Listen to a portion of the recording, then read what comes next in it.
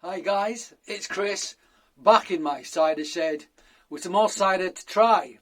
And today we have something we've never had before in the shed. It's a cider from a country we've never had cider from before in the shed. The country is quite northerly. It's Sweden, and it's Brannland, which I'm very familiar with, but I've never actually got around to trying any of this stuff before, so this will be my first one. It's called Just Cider, this one. It is by about 4.5%. So it's made apparently like Moscato d'Asti, so Italian, so like light, off-dry, semi-sweet sparkling wine, which is the basically it ferments to a certain level of gravity, then they filter out the yeast and it stops fermenting. So there's a hair hanging off my camera. I'll get rid of that.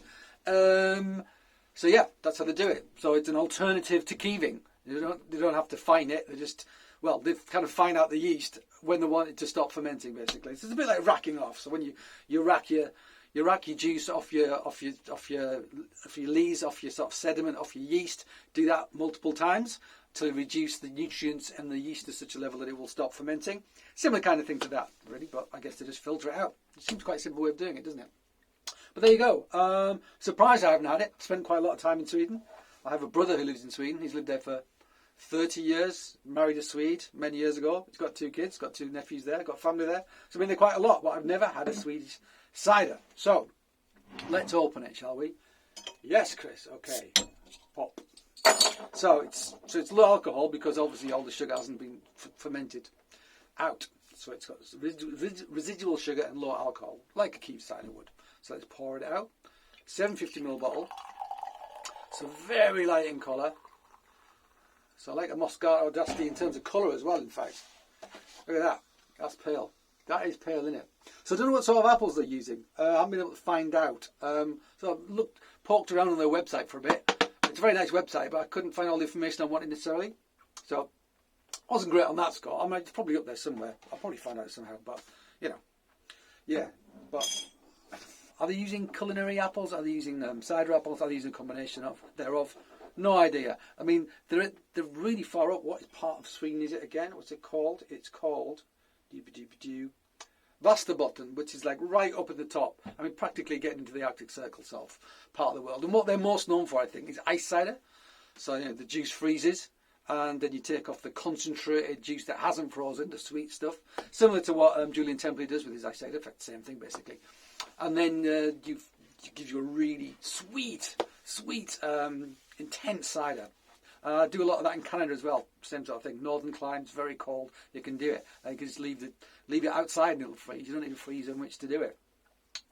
Probably happened by accident, in fact, originally. In fact, that's bound to be what would have happened.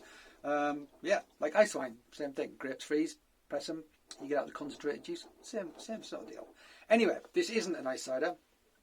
This is their off-dry / medium sweet cider. So let's have a sniff, shall we? It does have a sweetness to it. It definitely does. I mean, it smells sweet. You can't smell sweet, but it suggests that it's going to be sweet. The nose reminds me of sweet things. I mean, you can be in for a shock when you smell something that you think is sweet, because it doesn't have to be sweet, because you can't smell sweet. You can only taste it. This makes me think when I smell it, ooh, sweet, you know. It's quite rich, actually, though. It is quite rich nose. I quite like it. There's a hint of pastry in there, which I like. I always like that. Hint of pastry, hint of ripe apple, but there's like a floral note to it as well, I think. Yeah, pastry, ripe apple.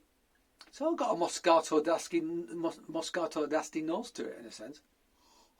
Maybe that's just the power of suggestion, but I don't know. Yeah, quite a nice appealing nose.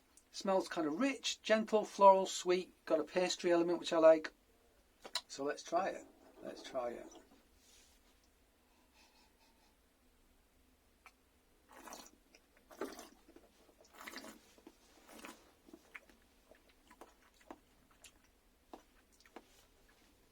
So it does have some tannin, a little bit. There's a bit of sweetness to it, but not a great deal. It's actually got more acid than I imagined it was going to have. It's an appley acid as well. I feel like lemony / bit of malic in there. You know, so quite an appley green acid.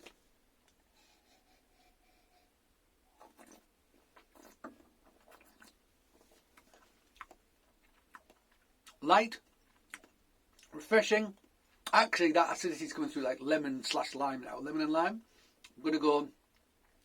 Actually, lemon. It's lemon lime. It's sort of sitting on the fence. But there is some sweetness there. But the acidity is so bold, it balances it. So it's pretty good. I think this is too cold. Actually, I'm quite looking forward to getting it warmed up a bit. It's simple, refreshing, very pleasant though. Very pleasant. People who like off-dry sort of wines would certainly go for this. And if you do like those Italian wines like Moscato d'Asti, I think you definitely like this. But there is, yeah, that lemon lime. But now I'm thinking more slightly green apple malic. It's sort of evolving on my palate. Now I'm thinking slightly manic. So it's dancing around that sort of area of like citric, malic sort of acid. But let me have just one last sip because it's not as sweet as I thought it was going to be.